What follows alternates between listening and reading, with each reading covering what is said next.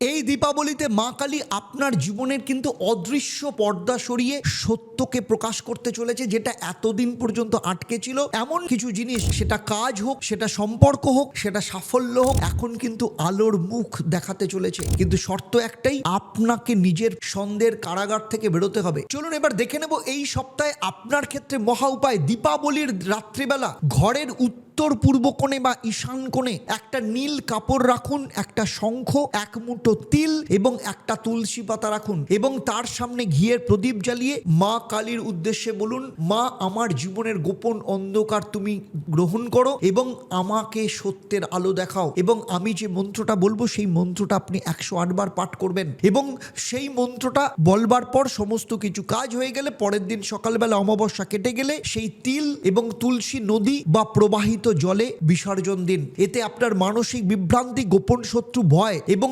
সফলতার ক্ষেত্রে যে ডিলে, সমস্ত কিছু দূর করবে। আপনাদের ক্ষেত্রে মহা মন্ত্র হচ্ছে ওম হ্রিং ক্রিং কালিকায় তত্ত্ব বোধিন্নেই নমঃ।